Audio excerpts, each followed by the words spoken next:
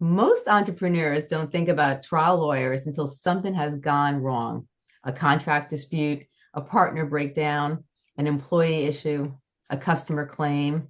And by the time you're calling a trial lawyer, the damage is already expensive. Today, we're not talking about the legal theory, we're talking about protection. What business owners need to understand before they step into the courtroom, and how to reduce risk before it becomes a lawsuit. Today, we have a very special guest. Her name is Hillary Johns. She is a trial lawyer, and a very good one, I may add.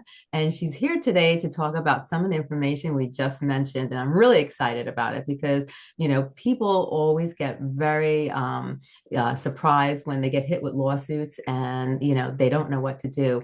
What are the most common legal risks that business owners ignore until it's too late? I think there are employee claims and there are customer claims. There are some with businesses, business disputes with partners and things like that.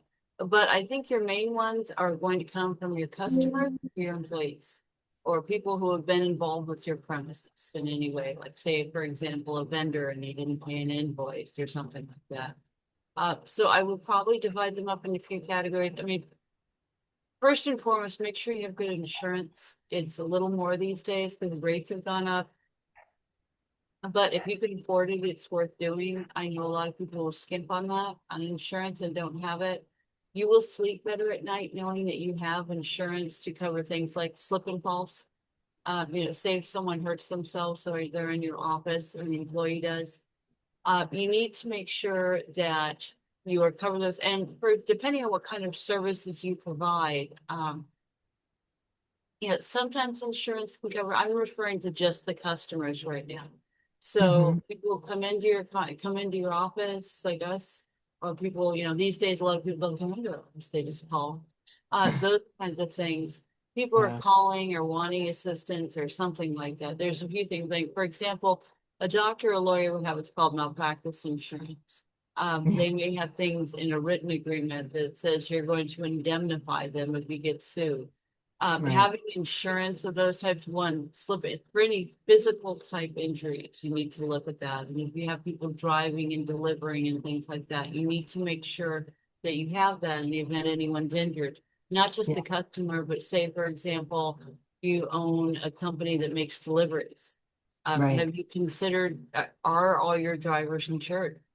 Right. Because if they hit someone, or if they break something, they drive into a window or whatever that is, they get into an, God forbid, they get into an accident and someone's injured. Yeah. They may sue the driver, but they're going to sue the company first. So you need Right. to make sure that you're covered, that you've read your policy and you understand it. You can't take, one of the main things you have to know is you can't take your broker's word for it. I have a great broker. He is so awesome. His team has done so many good things for me and I'm extremely grateful, but I still read the policy. Right. So everybody should read their policy. Don't just take your broker's word for it. I'm not suggesting that your broker is lying. Mine never has, but they make mistakes and they think, oh yeah, you're covered. And then I have these people going on going, oh, I have coverage, and I review the policy and I say, I don't see any, I can submit it, but I don't see anything here Right. that remotely is covered. They go, what am I paying for? Either you pay for this, and that. So I didn't know because you read the policy. So it's not very defensible to say, I thought it was covered, but you never read the policy and understood it. If you take it to a lawyer, if you're doing those things, then it's a gray area maybe. So you also need to look at all the other add-ons and what other kinds of insurance there are. It might be worth your while to pay a few extra bucks a year, $100 a year, to have Yeah. additional medical coverage, for example, or things like that. Make sure, and if you don't do those things, I think you're not helping yourself. And if you insurance is expensive. I mean, we pay a lot for insurance. I know a lot of business owners do. And it's one of those things you never need it until you need it. And then you realize you've used it once. And again, Right. it's a little harder these days because insurance is cheaper than it was years ago. In some respects, it used to be only really rich people could afford it. Yeah. You had to Mhm. be pretty doing very, very well, like a new business or a small to mid-sized business who maybe doesn't want to overcommit financially, or just you're like, yeah, I know I could use it, but they decide not to do that. I know people in lots of business, we don't really have any insurance. I'm like, what do you mean you don't have insurance? We just Yeah. don't have it. I understand how expensive it is. Believe me, I get it. But if you get hit, that's the problem. And, these days you've got people in your LinkedIn inbox, people in your email, all my, we have separate, we have different, I have a couple different work email accounts and I get email all the time from people trying to sell my things all the Yeah. time. LinkedIn, when I look at my messages, they're all people I know I'm connected with, but most of them are people I really don't know that Yeah. are trying to sell you something or trying to do these things. So again, maybe, go with someone you know or do some due diligence. There's so many people out there right now trying to sell you things. I mean, it's sales is different now than it used to be. It used to be paper or there was a brick and mortar. It's not like that anymore. But you need to look through these and make sure that you're insured. Another one I would say is for customers, make sure that you're in compliance with your ADA, Americans with Disability Act. And that means that you have a website that's accessible if you're doing online orders, or any kind of information. So there's website designers that used to be really expensive. Like when it first came out, we were paying a lot of money for these. Yeah. Now there are services you can do it for, I wouldn't say cheaply, but reasonably. And the Yeah. problem is you can get a claim and they're statutory. And I practice in California, New York. I'm also licensed in DC and Montana. I don't practice there too often. We handle it, but it is nationally.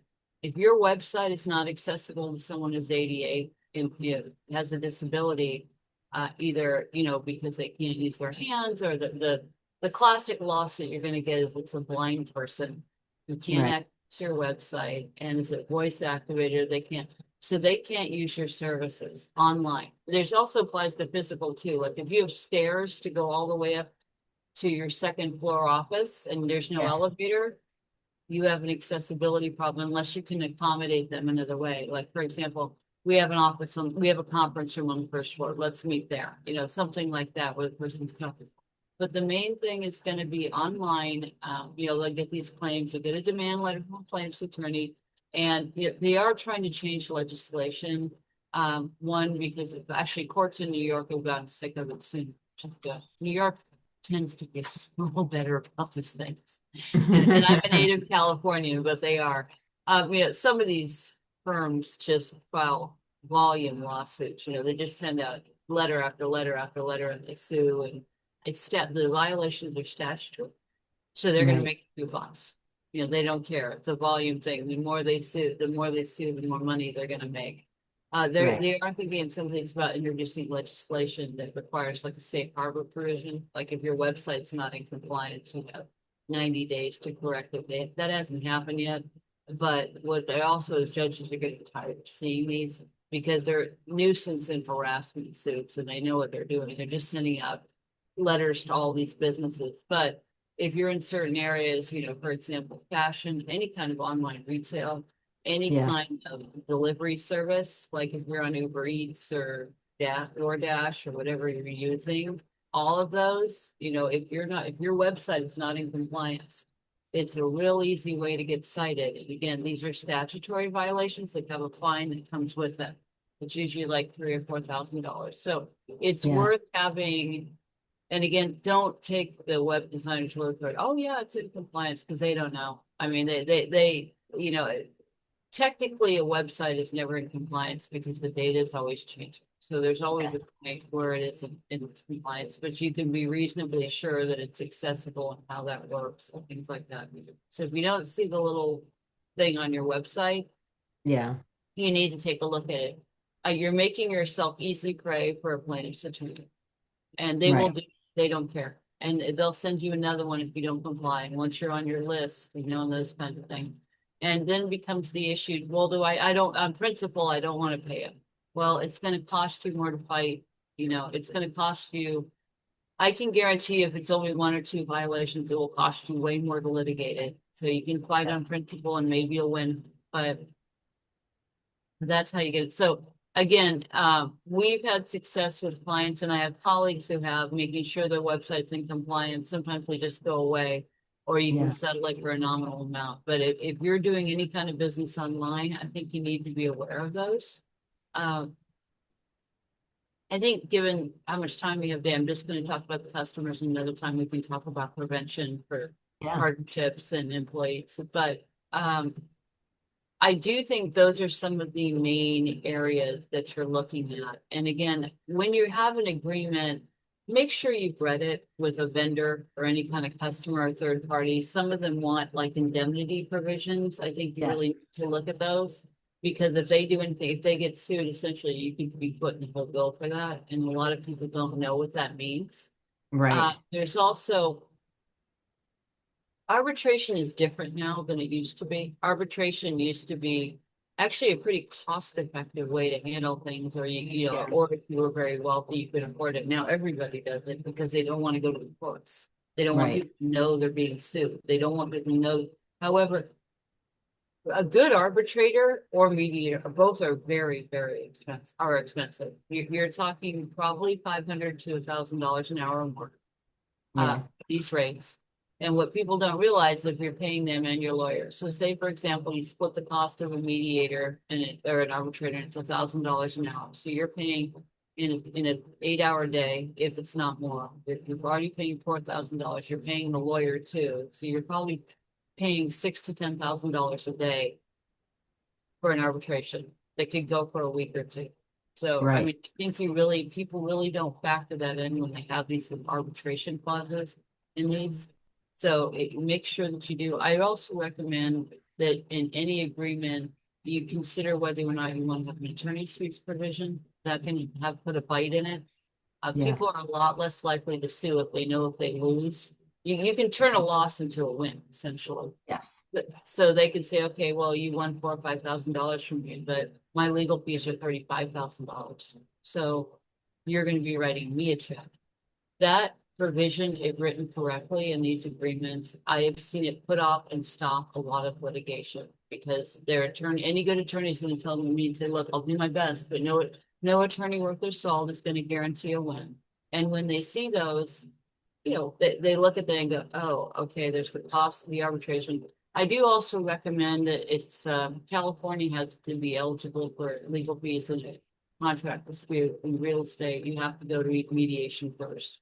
I do right. recommend that you put those in because you may be able to stop a problem soon early after it starts. And then by going to mediation, when you do that, it's much more likely it's going to resolve because the mediator will sort of give you the facts of life and say, this is what you're looking at. This is what's likely going to happen.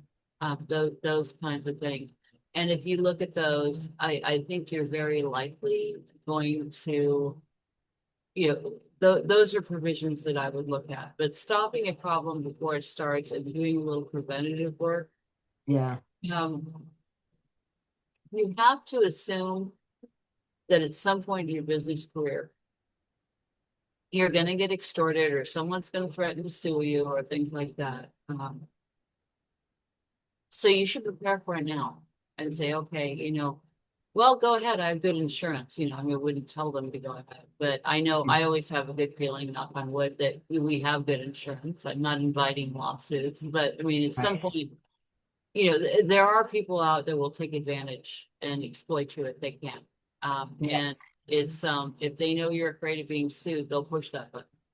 And so Hmm. I think it's a business owner or a business partner or whatever your relationship is.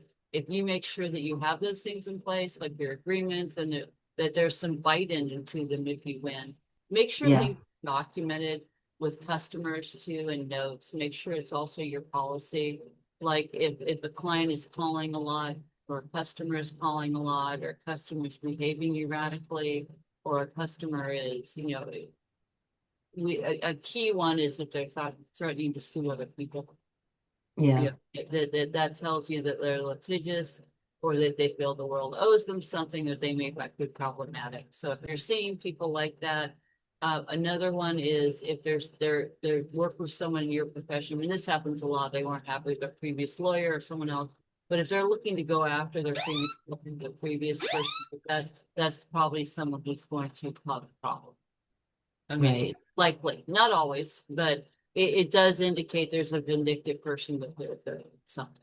So, I mean, do yourself a favor on things. You're better off getting a negative review. We've unfortunately had a few of those, but I feel much better about getting those negative reviews by a client I fired or someone Yeah. saying, I don't think this is a good fit, and hearing Right. it for a few minutes and them yelling, and then documenting either in my notes, which you should, or sending them a letter, those kind of things saying, you said this to me, this, like, well, I understand you're upset.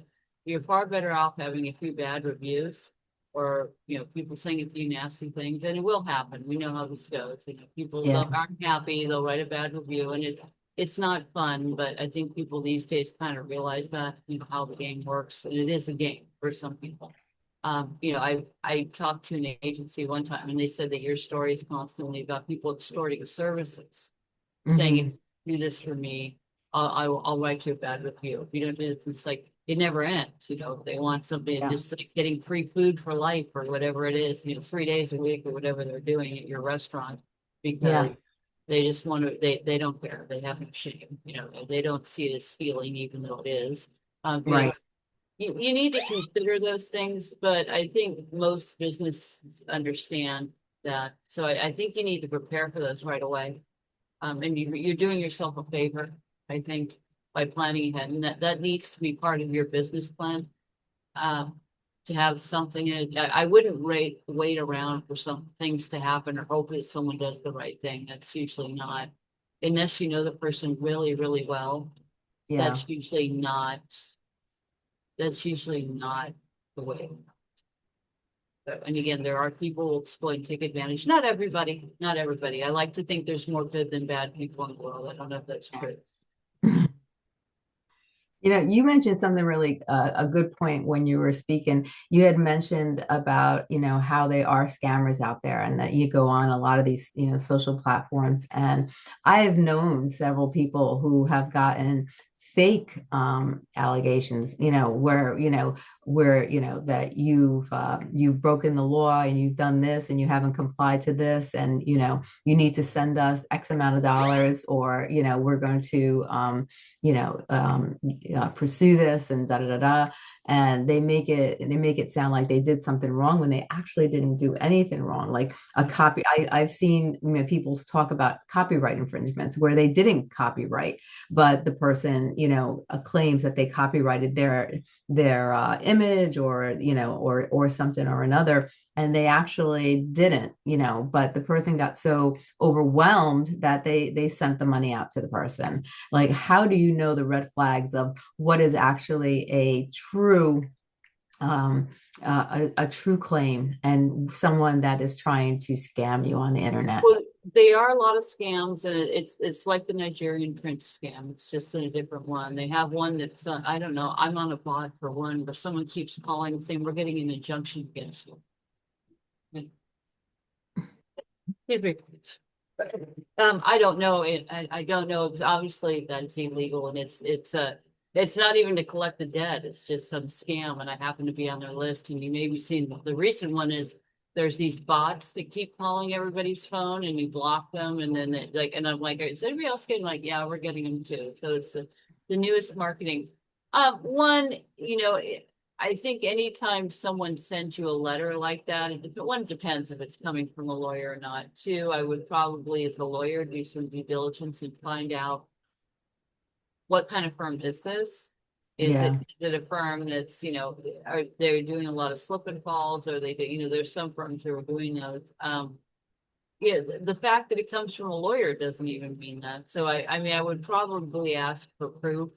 Some of these, though, they're so general that you kind of almost know, Yeah. that they're not, we get ones where please prepare a commercial lease agreement and send us your retainer. And the dispute is some absurdly high dispute because they want to Yeah. get your attention with the numbers. I don't respond to those at all. Right. And it's they have some kind of name or some kind of website, but there's really nothing behind it. And you look and there's no business.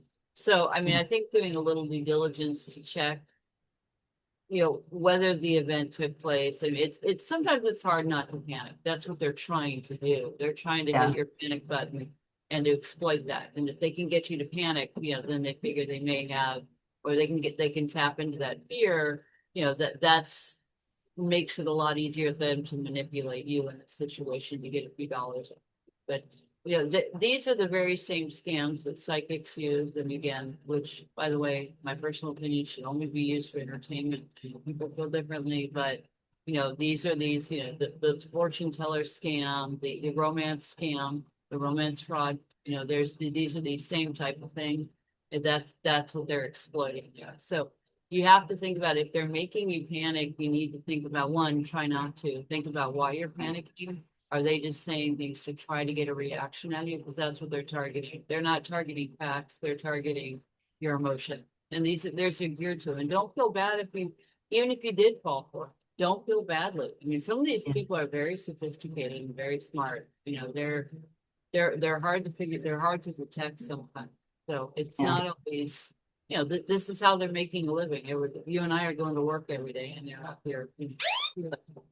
That's what they're doing. So but I would take a look at it, do some due diligence. If you know someone who can, it's worth taking a look at it. You can report them too. Yeah. The police and other authorities, and there are also online. I would check, there are some, I can't remember the top of my head, there are some organizations that put these together and say, oh yeah, there's a bunch of scams coming from this. This is what it's going to look like. So Yeah. there are resources to help you. You have to put in a little due diligence, but the good thing is they'll sort of leave you alone after that. Yeah.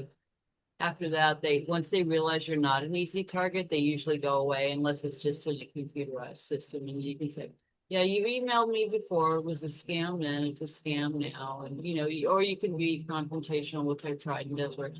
Yeah, this is a scam. Stop Right. calling me, stop emailing me. This is not true at all, those kinds of things. So if you confront those, but if you're reacting emotionally, it's usually just panicking, it's usually a good idea to think about why that happens. I know some very bright people have fallen for that scam. It's extremely Yeah. common. It is, unfortunately. And these people know what they're doing. I mean, some of them are very smart, very sophisticated, and they don't care.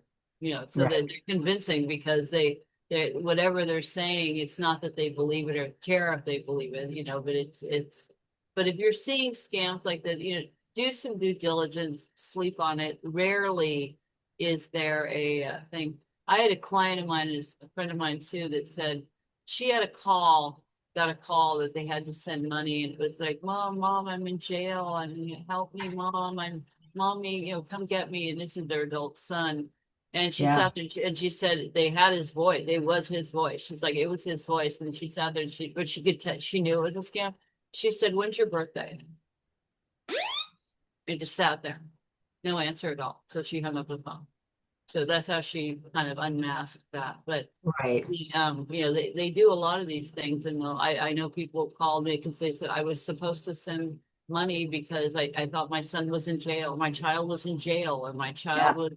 was abducted or needed to get out of the country or needed funds immediately. And I mean, that's a legitimate thing. If you're in a jam, you are going to call someone like your parents, like a close friend, or someone that you trust Yes. would help you. And so that's why it was so effective. But yeah, it's a continuing problem. I think you just have to be alert to it, like what you're saying, Right. and make sure that you're, just be aware that it's a potential problem. And when you send these, it's ask for a photo or something like that, or some kind of something. Right. That actually happened to my mother. My mother actually got a, call. They knew my son's name. They made believe that he was in trouble. He needed money right away. He was something happened to him, and she called up. She hung up the phone with them, but she called up me in a panic, and she asked me if he was okay. But they knew all my son's information. They knew that she was the grandmother, and they were able to trigger that. And they, like you said, they got to her pain points, but she was smart enough not to fall for it because they were looking for money. Yeah. And yeah, so yeah, it happens. Yeah, no, they do. They try to incite panic, and they'll get as much as they can from you. And it wouldn't have been the end of it. They would have asked for more. They would have asked for more. It would have been more each time. Right. Now, a lot of people think it won't happen to me. They have that mindset, but why do smart business owners still end up in avoidable legal battles? Like, is it due to overconfidence or poor contracts or, handshake agreements, or is it hiring people too quickly? I think one is money.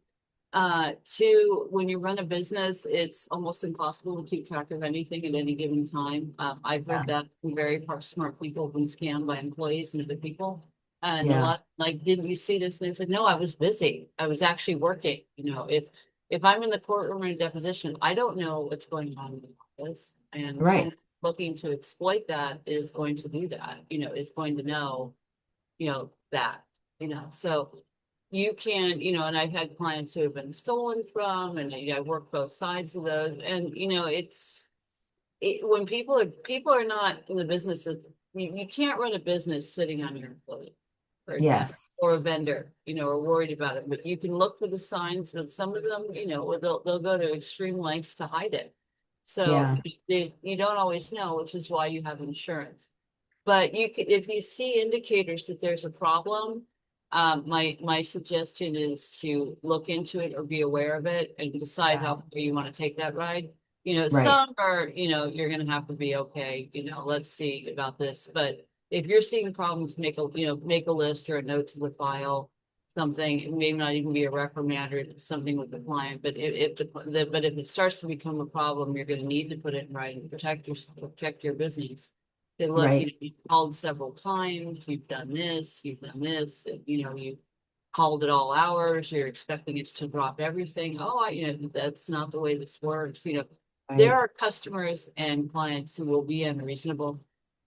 They will, uh, they'll try anything they can, to get some extra money or whatever they're doing. And so but it doesn't mean you're held hostage. It's kind of like you're their new best friend. They have a problem, Yeah. so they're going to call all the time, and they'll Right. exploit it or whatever it is, and then they don't understand why they're going to have to be. They're extreme. And I'm not saying it's being needy. I think is a very negative connotation, but a lot of these people are, um, they will exploit that. They'll expect you to essentially be on call for them. Like their own private lawyer, and that's not really the way it works. Right. In my case, lawyer, in other case, business person. But I think you need to be aware of those scams and aware they exist. And if you're seeing red flags, don't ignore them. I think that's one of the worst mistakes people make is they, Yeah. they ignore the red flags. And most of them say, most instances where someone has gotten scammed or taken advantage of, rarely is it that they didn't see it coming. Um, Right. but usually what it is they like, I saw the signs, and in some cases the signs, could maybe it isn't a sign, right? Maybe this Right. person really did have a difficult time at home or had a DV situation, going through a tough time or whatever. There are instances where there are perfectly legitimate reasons. But there are other instances where things are missing and work's not getting done, or, the client's always got some song and dance, so they've changed their story. There are signs. If you're seeing those signs, I would make a note in their employee file, or where people can't find it, only they can access it, or make a note in the file. Make sure Yes. that it's saved correctly.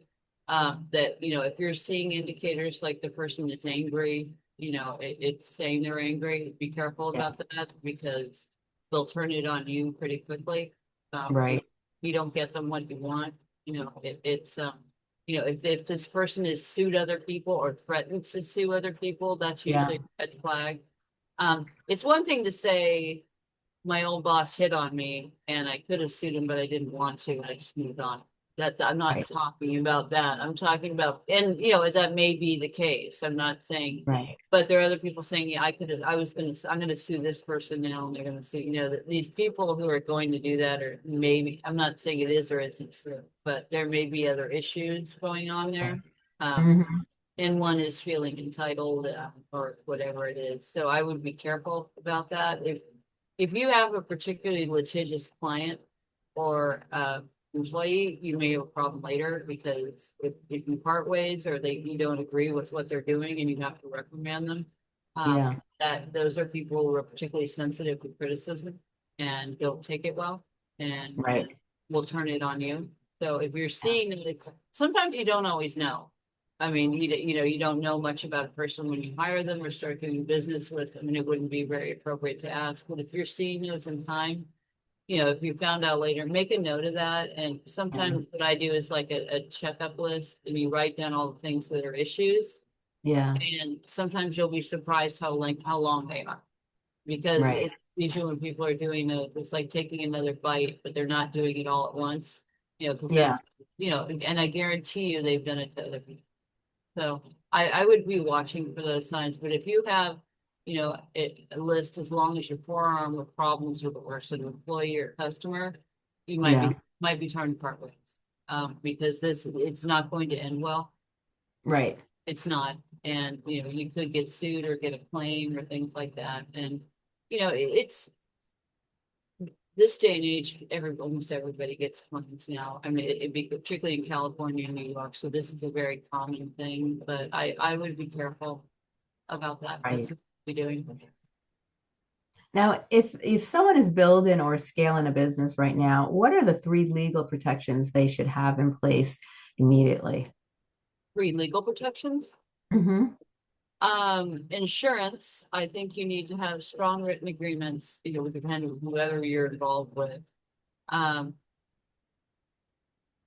And I would say probably a good working knowledge of the law in your area, or resources you can contact, would be a Yeah. lawyer, an insurance broker, or, if it's, you're in tech, you need to have a strong set of resources to Hmm. contact them, and to make sure that you have, to make sure you have backup and other resources, because no one really does it alone. Yeah. So I would make sure they're doing that. Now, what do people, like where do people cut corners that ends up costing them, 10x later?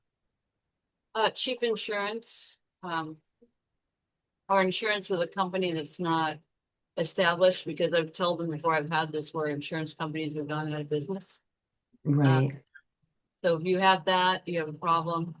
I would say training, or not making sure that, if there's a problem, it's not being addressed, because Yeah. that can come back to bite you. Your Right. problem that's not, usually it's not a one-time problem with Yeah. customers or things like that. If you're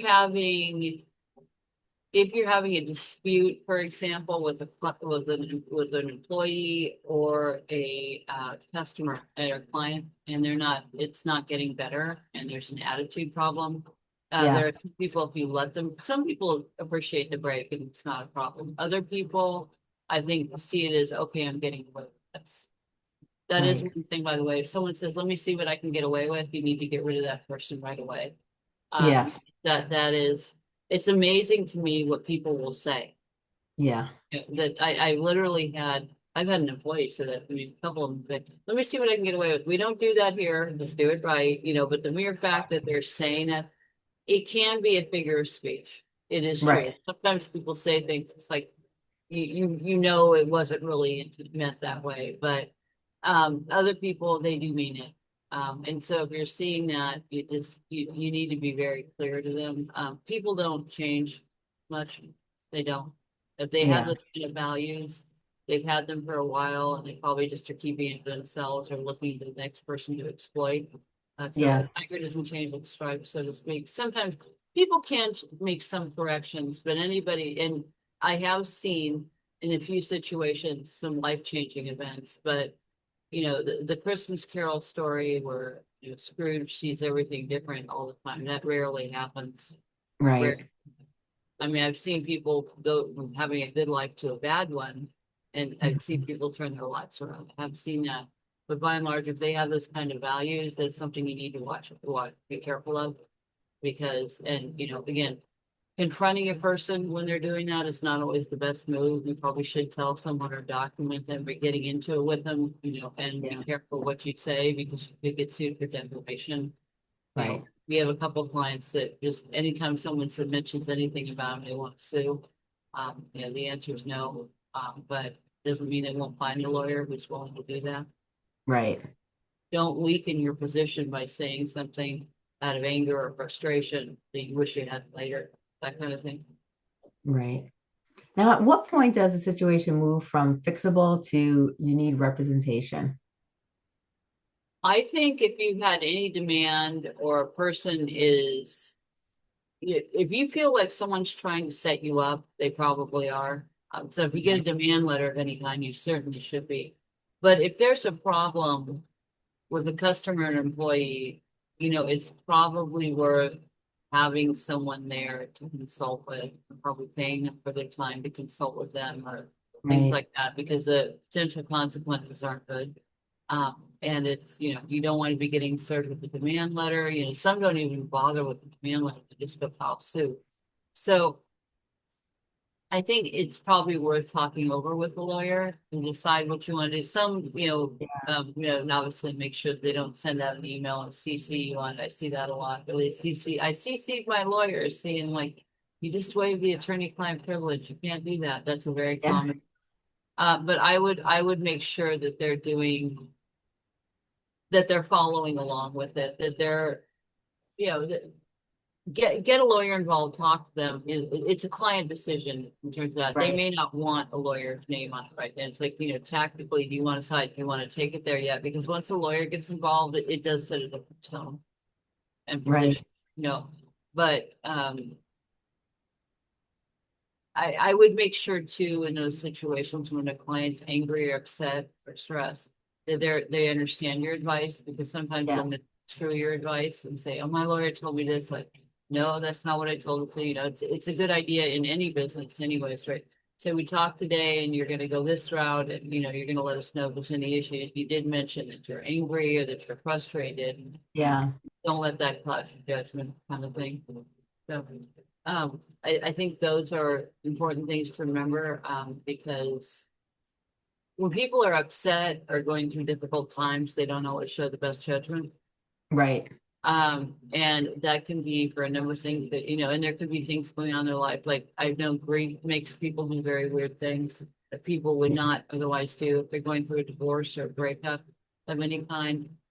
If they've lost a family member or friend, or by death or by parted ways, that can make people going through life changes can behave very, very unlike they are normally. Um, Yeah. so I wouldn't, it doesn't mean a mental, I mean, I guess technically it might be considered a mental health crisis, but it's not in a negative way. I mean, anybody would be reacting that way. It doesn't mean Yeah. they're not sane. It just means they're going through some difficult periods of time, things like that. They'll look back and go, "Oh, God, I wish I had done that." But Right. uh, there could be other reasons for it, but I would as a business owner and I would as an attorney say if a person's going through a difficult time, they may not like what you're going to tell them, but I think you need to say, look, I understand you're going through a difficult time right now, but you might want to make sure that you're really thought about this before you Yeah. before you do what you're thinking about doing. Um, Right. and don't react emotionally, because some of worst decisions, the worst decisions you can make, life decisions you can make, are when you're doing them emotionally. And you can't unring the bell. And Right. some people will do things. I mean, how many of us have had someone yell at us or say something really inappropriate, and they come back there and say, "Hey, I'm sure sorry about that." And you're like, "Well, hey, screw you. I don't care. I'm sorry you're having a tough time, but Yeah. that's not my problem. And you've already shown me who you are. I'm not usually like that. Well, maybe you're not, but I've seen enough. And all it takes to end a relationship, short or long term, is to have someone do something, and you just look, and the person will never look at you the same way again. So, Yeah. and I think a lot of situations with that can be avoided, if you maybe think first before you act, or maybe discuss it with the person. There might be a way to do that. And I Yeah. wouldn't think. In some cases, it is what it is. It really is Right. that it's exactly what you think it is. But there are some situations that I've seen which are unfortunate, that relationships, working friends, romantic and otherwise, have ended when something could have been worked out, but then, it really does, there really does reach a point where it's too late. Um, Exactly. and I think that a lot of it is because people react emotionally, think it's a good idea at the time, and then realize later, and then it becomes whatever story it is. So I would be careful about that because Yeah. you never know, that might be your next big client, or they may know someone. They said, "Oh yeah, I thought that too until I had this," and they go, "Oh really? Maybe I'll go with someone else." Or Right. no, it is, or your friends at the country club if you attend, or your beach club, or your social circle, your professional circle, and say, "Yeah, I know I like Hillary Fine, and then I found out on this gate, it's like, really, huh?" I mean, maybe they believe it, maybe they don't, but it's going to give someone pause and go, "Ooh, I don't know if I want to." I mean, I've seen that happen where people told me things. I'm like, really? Huh. Well, I don't know if it's true or not, but I don't know if I want to get involved now. That's all that has to have happened. And we live in big areas, so it's even worse if you're in a small area where there's not a Yeah. lot of people around. But this is how this happened. Is it's very difficult to undo a rumor or whatever it is once that Yeah. happens. And there's going to be a few. I mean, as a lawyer, I mean, look, there's a lot of people who don't like me. Any lawyer worth their salt is going to say they don't. There's lots of people who don't like them, and it's just the business we're in. And Yeah. if you're in business, there's going to be people who don't. I mean, that's just how it goes. But Right. um, you could lose out on some good business, or things like that, which could be prevented. I'm not Yeah. saying to bend over backward when the person's just trying to stick it to you, and there's not much you can do. You have to just hold your ground and know that you're doing it for the right reasons. But Right. um, and feel fortunate that you're not in a position where you have to take it. But Yeah. I would say those are the things to be careful of. Oh, definitely. If every business owner listening today followed one legal protection principle, what would that be? I would say check all of your insurance policies and your agreements with each person. But I know that's really two. I would check both to make sure that you have them. I agree with you. Now, can you tell us a little about the services that you provide and where people can find you? Sure. We're on both coasts. We're in California, New York. So okay, we're in Manhattan, and then we're also in LA in the Bay Area. And we handle the big three, which is real estate, employment law, and business law. We do handle some intellectual property, and we span across several. We provide trial and transactional services, and we sort of span against across different industries. So we represent influencers, people in fashion, companies, uh, trucking, individual executives and things like that. So we span across several different industries, as opposed to some people are saying, well, I just do a HOA only, or we only represent trucking. Right. We're also in aviation. So, a lot of people think, legal protection isn't just about being paranoid, it's about being prepared. And entrepreneurs should build a business to create freedom, but freedom requires structure. So, if you're building something meaningful, protecting it isn't optional. So, I think today's information that you provided was wonderful. If you want to learn more about protecting your business the right way, you really have to look into a lot of the things that we discussed today. And so I'm so glad you came on the show to really express all this information, because a lot of times people who have small businesses don't think about these things, and it's just until it's too late. And I think it's so important that you came on today to share all this information, because I think really people have to be prepared, because a lot of times people don't think about these things, because it's not just about, in my point of view, it's not just about a financial lawsuit. You're jeopardizing your brand, which could be your entire business, and so I really think you hit some really important pointers today that I think would be very beneficial for many people. Thank you, Stacey, and I appreciate you having me and all your advice and support. Oh, Stacey's you're awesome, everyone. very Thank you so much for coming on the show, Hillary. I appreciate you. And everybody, Hillary has her own podcast series on the show. So if you go to her podcast, you'll see the episodes, and you'll see a lot of the previous episodes that she's done. And she's talked about many things, including fraud, which I know a lot of people are interested in, scams.